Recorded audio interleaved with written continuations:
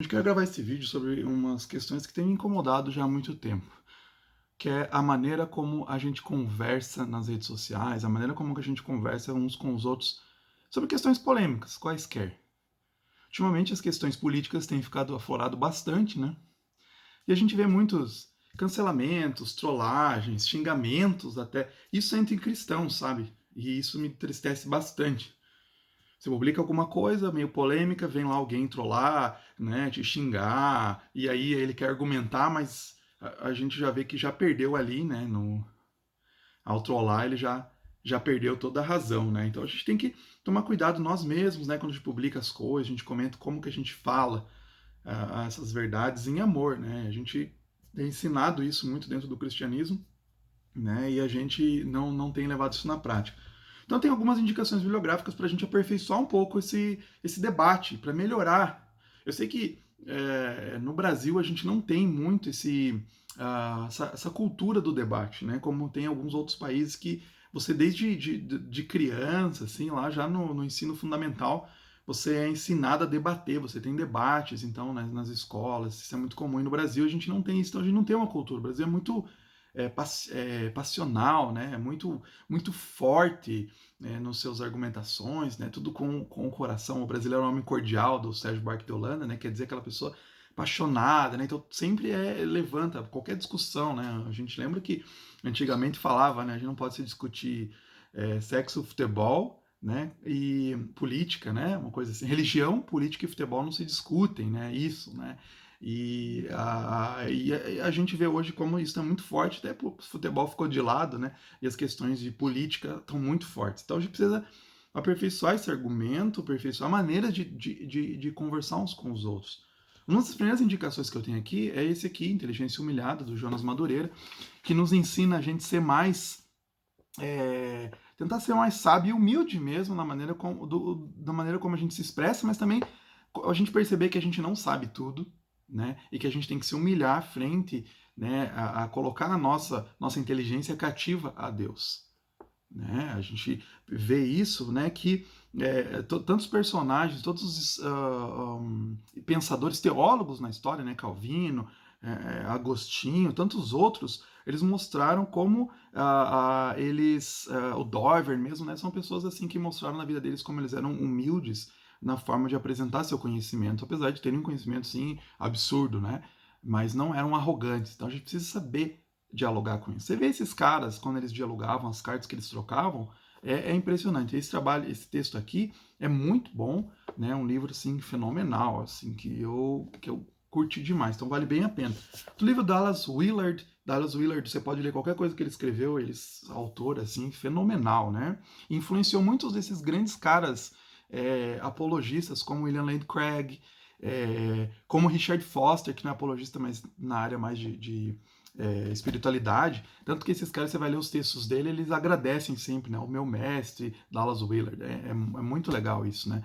E então ele tem isso, assim, ele fala sobre apologética nesse livro. Né? A gente gosta, às vezes, muito de apologética e a gente acha que a apologética é destruir o outro.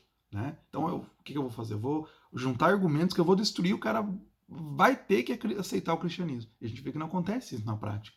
Né? Mesma coisa na política, a gente acha que eu vou argumentar e o cara vai aceitar minha posição política, porque não tem como ele não aceitar. E às vezes a gente tem dificuldade de aceitar, né, a posição do outro. A gente fala, não, o cristão não pode ser essa posição. Não pode. Ele não pode ser dessa posição política e ser cristão ao mesmo tempo. É impossível. Né? E a gente vai com isso, a gente não consegue olhar para o outro lado e entender, né? Como a Jonathan Haidt fala, né, bastante sobre isso, né? É um livro também que é muito importante de se ler. Mas esse aqui é a gentileza que cativa, né? Então, o subtítulo, Defendendo a Fé como Jesus Faria. Né? Aí você pega Jesus, né, que muitas vezes ele chegava, né, e também levantava o tom, né, com os caras que não queriam ouvir, né, mas você vê que muitas vezes ele era uma pessoa amigável, né, ele chegava ali e descia no nível da pessoa, né, ou às vezes subia no nível da pessoa, né, mas colocava os argumentos que a pessoa pudesse entender, com amor, né, às vezes mesmo ali os discípulos, a gente vê, né, os discípulos cabeça dura mesmo, né, como a gente muitas vezes, né, e Jesus chega ali e fala, olha, né, olha só, eu não vou estar aqui sempre e com paciência ensinava. Né? Então a gente precisa se espelhar nisso. Um livro que é recente também, né? Quando foi que começamos a nos esquecer de Deus, do Mark Galli, Raízes da Crise Evangélica e Esperança para o Futuro. Ele é formado em História, tem também mestre em Teologia e tal, e ele vai falar sobre essas questões de como que, em questões até políticas, né, como que foi a igreja recente tem abandonado, né, Deus nesse sentido de essas questões políticas, como que tem vendido muitas vezes, né, para se vendido para ideologias, e é bem interessante, a gente precisa, é um livro bem legal.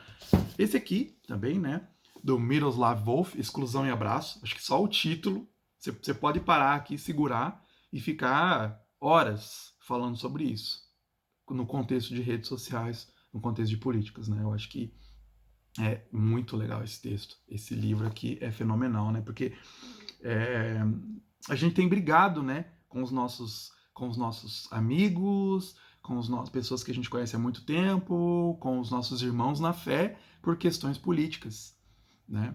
E claro, ele não fala só isso nesse texto, né? Só sobre questões políticas, mas ele fala, não é um livro até recente, né? Isso é legal, um livro de 2019, então ele vai tocar em questões políticas recentes, né? Então, eu acho que vale muito a pena a gente ler também para a gente pensar e refletir sobre isso, como a gente trata, né, nas nossas comunidades, como a gente tem tratado política e debates políticos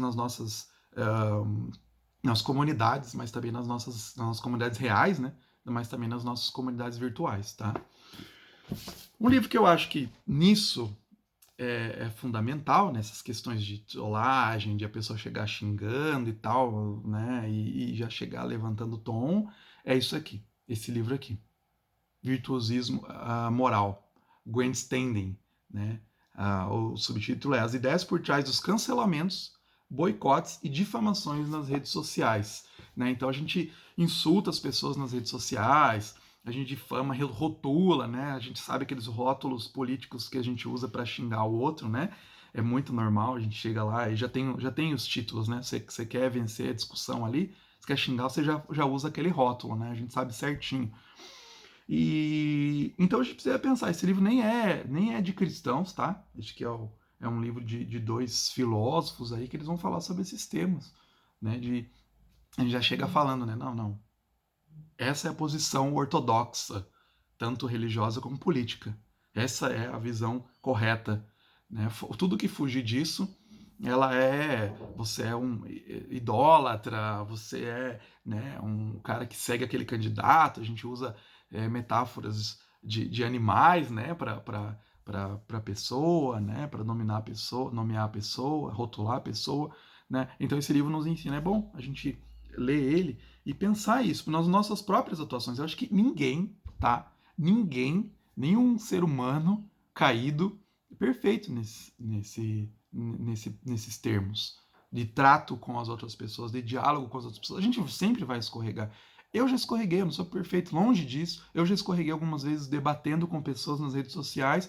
Eu escorreguei, né? Por um virtuosismo moral, né? Como se eu estivesse ali, ou como, às vezes, com uma arrogância intelectual. Não, eu sei disso, né? Eu estudei isso. Eu sei mais que você. Não, a gente está ali para aprender junto, conversar, dialogar, tá? E e com essa ideia mesmo que às vezes a gente não vai no diálogo, às vezes a gente não vai mudar a opinião do outra pessoa, mas a nossa posição, a maneira como a gente está debatendo, gera respeito nas outras pessoas. Já aconteceu comigo, né? De a outra pessoa falar, nossa, você não é arrogante. Como também já fui taxado de arrogante. Já fui. Né? Ah, você é arrogante e tal. Mas já teve momentos que pessoas de outro espectro político, oposto ao meu, chegar e falar, nossa, tranquilo falar com você. Né? E é ok falar com você. Você não parte para coisas. Eu já falei até às vezes que eu tenho mais dificuldade de falar com quem é do meu espectro político, né, do meu lado político, do que do outro lado. Né? Por isso, assim, às vezes, a pessoa acha que você tem que se encaixar naqueles padrões. Né? Então, ser dessa posição política, você tem que seguir esse ponto, esse ponto, esse ponto, sei lá, 5 pontos você tem que seguir. Se você desviar um daqueles pontos, você já não faz parte você já é do outro lado, ele já te joga para o outro lado. Ah, você é do outro lado lá. Né? Isso é virtuosismo moral. né? Que é você achar que você sabe mais que o outro, você tem a verdade, você domina. Então esse livro ajuda também a gente a pensar sobre isso. Bom, sobre questões políticas, para abrir a nossa mente, se você já não leu, precisa ler esse aqui, Visões e Ilusões Políticas. Esse é o livro assim básico do cristão. Também pode ser não cristãos também ler, porque é bem interessante a maneira como ele apresenta, né? É, das questões contemporâneas, da política contemporânea, todas as posições políticas que a gente tem. Né? Às vezes a gente acha que a nossa ideologia, né, política é o fim da história, né, como Fukuyama colocou, né, é o fim da história, chegamos no fim da história. Não, tem muitas coisas que vieram antes e vamos ver outras coisas para frente. Talvez o sistema político que está hoje no mundo, né, ou em alguns lugares, seja algum passageiro, seja ok, né, do ponto de vista humano, caído, falho, mas que vai mudar. Né? Então esse livro ele ajuda bastante a gente ver que a gente não está no ápice, né? A gente às vezes olha assim, olha para o passado, faz aquele snobismo cronológico, como o Lewis fala, né? E julga o passado falando, né, porcaria o passado, agora é que a gente chegou no auge da evolução política. E a gente vê que a gente tem muitos problemas, tem muito para melhorar ainda nos nossos sistemas. Você pode aceitar o sistema político que você está, né? O sistema econômico que você está, mas leia, estude e veja como a gente pode aperfeiçoar. O ser humano é caído, nunca vamos ter um sistema político perfeito. Né? E não tem um sistema político na Bíblia dizendo, olha, sigam esse sistema que vocês vão ser felizes. Né? Sistema político, sistema econômico. Não tem isso. Tem alguns parâmetros de como a gente deve lidar com questões sociais, políticas e econômicas. Tem. Mas não tem um método, um modo político para ser seguido, tá? Outra autora não cristã, tá? Livro curtinho, mas bastante premiado, né? Ganhou o prêmio Pulitzer nos Estados Unidos. O Crepúsculo da Democracia, da Anne Applebaum, tá? Fininho, bem acessível de se ler, né? Como o autorismo, ao subtítulo, como o autoritarismo seduz as amizades, né? Como o autoritarismo seduz e as amizades são desfeitas em nome da política. Perfeito, né? Falou aí o que aconteceu com muitos de nós, né? Como que isso acontece? Né?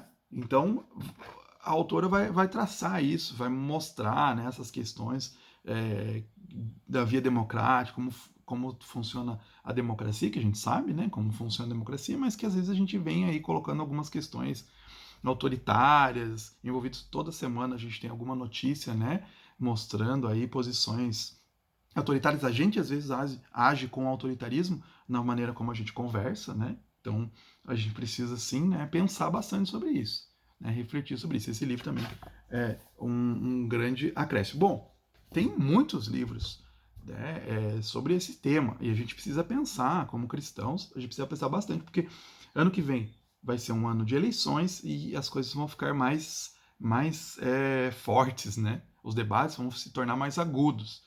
E como cristãos, acho que a gente tem uma necessidade premente de a gente refletir sobre essas questões. De a gente refletir não só em questões, vou votar no partido A ou B, mas nas questões como a gente debate. Como a gente vai encaminhar o debate político. A gente precisa pensar isso. Porque se a gente começar a descarrilhar, a gente vai ter muitas cisões vão acontecer ainda, mais do que já aconteceram nos anos passados, entre familiares, entre amigos, entre pessoas da mesma comunidade de fé, da mesma comunidade real de fé, vai acontecer e a gente precisa ter sabedoria no trato com isso. Né? Como tratar isso, os momentos, os locais. Né? A gente tem que perceber que redes sociais, elas não são como a Ágora antiga, né? Esses dias um cara colocou na internet, isso é bem interessante, né? Não é a Ágora antiga. Por quê? Tem uma diferença, vocês percebem, de argumentação nas redes sociais, no mundo virtual, e argumentações no mundo real. Tem coisas que você não falaria face a face para a pessoa. E lá nas redes sociais a gente chega e despeja tudo. Né? Então, muitas vezes, principalmente com irmãos da fé que a gente se encontra nas igrejas, deixar algumas coisas para discutir pessoalmente, falar, aquela tua posição lá, eu não gostei por isso, por isso, por isso. Por que você concorda com essa posição? Por que você postou aquilo? Né? Ou às vezes mesmo nas redes sociais, vai lá, você não tem às vezes pessoas de longe, né, distante, chega lá e vai falar pessoalmente, no private, né, no privado ali com a pessoa.